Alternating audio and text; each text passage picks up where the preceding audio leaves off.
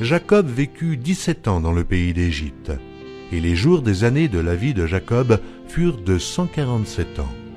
Lorsqu'Israël approcha du moment de sa mort, il appela son fils Joseph et lui dit « Si j'ai trouvé grâce à tes yeux, mais je te prie ta main sous ma cuisse, et use envers moi de bonté et de fidélité. Ne m'enterre pas en Égypte.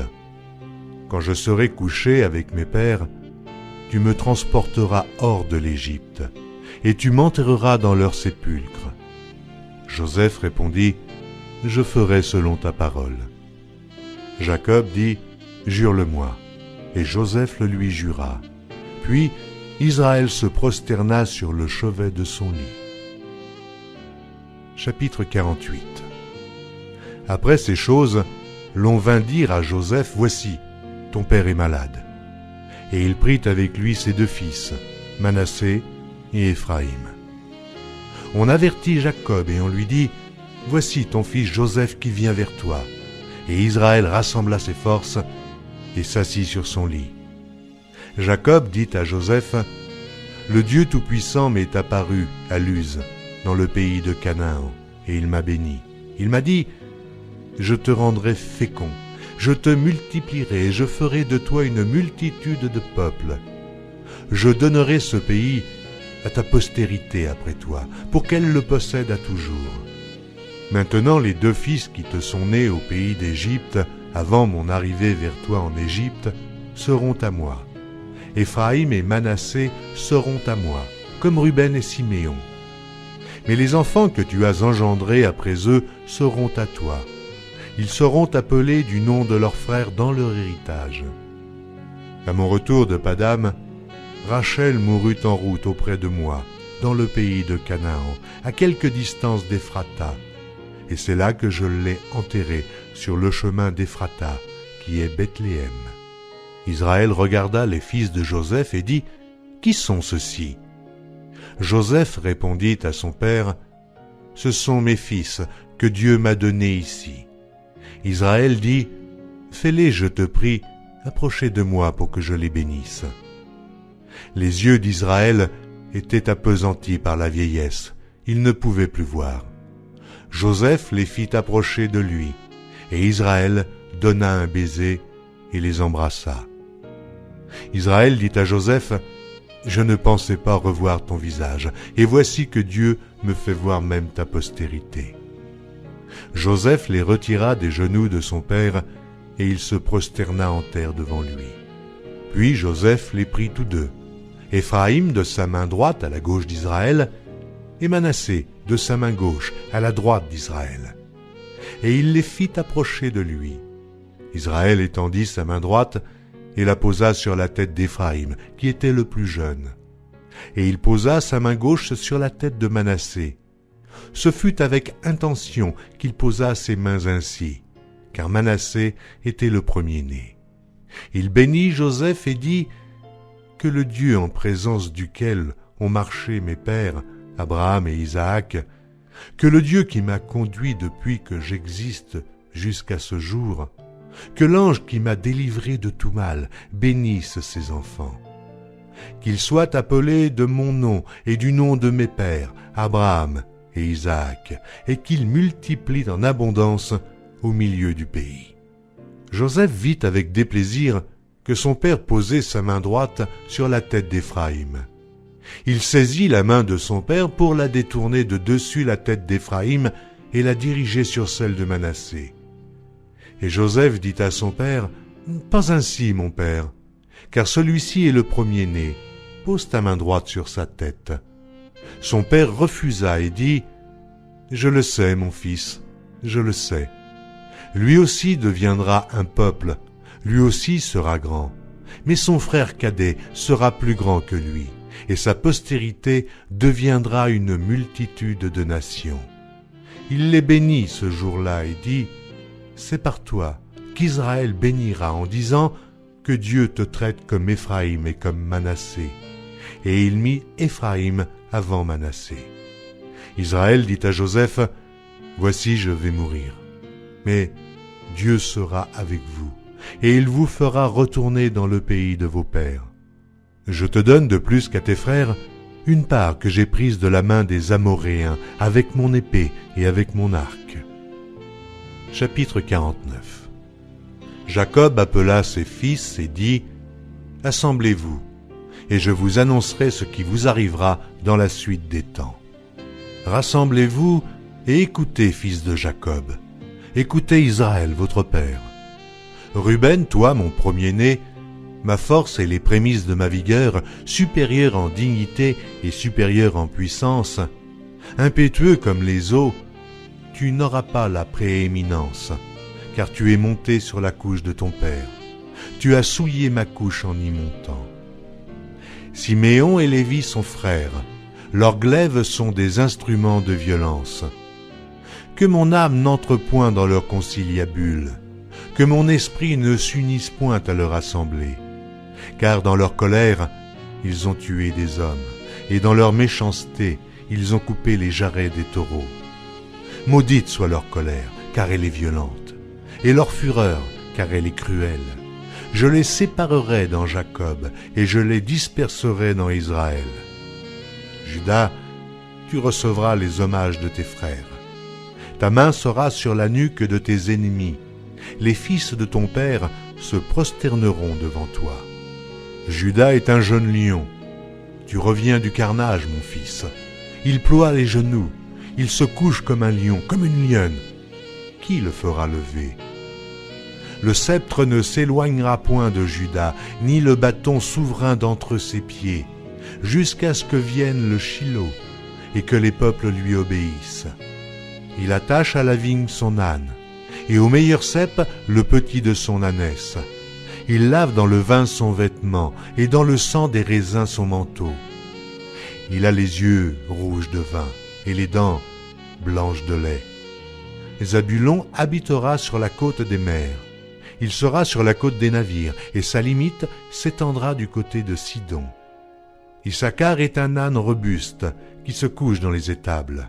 Il voit que le lieu où il repose est agréable, et que la contrée est magnifique, et il courbe son épaule sous le fardeau. Il s'assujettit à un tribut. Dan jugera son peuple, comme l'une des tribus d'Israël. Dan sera un serpent sur le chemin, une vipère sur le sentier, mordant les talons du cheval pour que le cavalier tombe à la renverse. J'espère en ton secours, ô Éternel. Gad sera assailli par des bandes armées, mais il les assaillira et les poursuivra. Hazer produit une nourriture excellente, il fournira les mets délicats des rois. Nephtali est une biche en liberté, il profère de belles paroles. Joseph est le rejeton d'un arbre fertile, le rejeton d'un arbre fertile près d'une source. Les branches s'élèvent au-dessus de la muraille. Ils l'ont provoqué, ils ont lancé des traits. Les archers l'ont poursuivi de leur haine. Mais son arc est demeuré ferme, et ses mains ont été fortifiées par les mains du puissant de Jacob. Il est aussi devenu le berger, le rocher d'Israël. C'est l'œuvre du Dieu de ton père qui t'aidera. C'est l'œuvre du Tout-Puissant qui te bénira. Des bénédictions des cieux en haut, des bénédictions des eaux en bas, des bénédictions des mamelles et du sein maternel. Les bénédictions de ton père s'élèvent au-dessus des bénédictions de mes pères, jusqu'à la cime des collines éternelles. Qu'elles soient sur la tête de Joseph, sur le sommet de la tête du prince de ses frères. Benjamin est un loup qui déchire. Le matin, il dévore la proie, et le soir, il partage le butin. Ce sont là tous ceux qui forment les 12 tribus d'Israël. Et c'est là ce que leur dit leur père en les bénissant. Il les bénit, chacun selon sa bénédiction. Puis il leur donna cet ordre. Je vais être recueilli auprès de mon peuple. Enterrez-moi avec mes pères, dans la caverne qui est au champ d'Éphron, le Héthien. Dans la caverne du champ de Macpéla, vis-à-vis de Mamré, dans le pays de Canaan. C'est le champ qu'Abraham a acheté d'Éphron le Héthien comme propriété sépulcrale. Là on a enterré Abraham et Sarah sa femme, là on a enterré Isaac et Rebecca sa femme, et là j'ai enterré Léa. Le champ et la caverne qui s'y trouvent ont été achetés des fils de Heth. Lorsque Jacob eut achevé de donner ses ordres à ses fils, il retira ses pieds dans le lit. Il expira et fut recueilli auprès de son peuple. Chapitre 50. Joseph se jeta sur le visage de son père, pleura sur lui et le baisa. Il ordonna aux médecins à son service d'embaumer son père, et les médecins embaumèrent Israël. 40 jours s'écoulèrent ainsi et furent employés à l'embaumer, et les Égyptiens le pleurèrent 70 jours. Quand les jours du deuil furent passés, Joseph s'adressa aux gens de la maison de Pharaon et leur dit « Si j'ai trouvé grâce à vos yeux, rapportez, je vous prie, à Pharaon ce que je vous dis. Mon père m'a fait jurer en disant « Voici, je vais mourir. Tu m'enterreras dans le sépulcre que je me suis acheté au pays de Canaan. Je voudrais donc y monter pour enterrer mon père, et je reviendrai. » Pharaon répondit « Monte et enterre ton père comme il te l'a fait jurer. » Joseph monta pour enterrer son père. Avec lui montèrent tous les serviteurs de Pharaon, anciens de sa maison, tous les anciens du pays d'Égypte, toute la maison de Joseph, ses frères et la maison de son père. On ne laissa dans le pays de Goshen que les enfants, les brebis et les bœufs. Il y avait encore avec Joseph des chars et des cavaliers, en sorte que le cortège était très nombreux. Arrivés à l'ère d'Atad, qui est au-delà du Jourdain, ils firent entendre de grandes et profondes lamentations. Et Joseph fit en l'honneur de son père un deuil de 7 jours. Les habitants du pays, les Cananéens, furent témoins de ce deuil dans l'ère d'Atad, et ils dirent « Voilà un grand deuil parmi les Égyptiens. » C'est pourquoi l'on a donné le nom d'Abel Mitzraïm à cette ère qui est au-delà du Jourdain. C'est ainsi que les fils de Jacob exécutèrent les ordres de leur père. Ils le transportèrent au pays de Canaan et l'enterrèrent dans la caverne du champ de Macpéla, qu'Abraham avait acheté d'Éphron le Héthien comme propriété sépulcrale qui est vis-à-vis de Mamré. Joseph, après avoir enterré son père, retourna en Égypte avec ses frères et tous ceux qui étaient montés avec lui pour enterrer son père. Quand les frères de Joseph virent que leur père était mort, ils dirent « Si Joseph nous prenait en haine et nous rendait tout le mal que nous lui avons fait. » Et ils firent dire à Joseph « Ton père a donné cet ordre avant de mourir.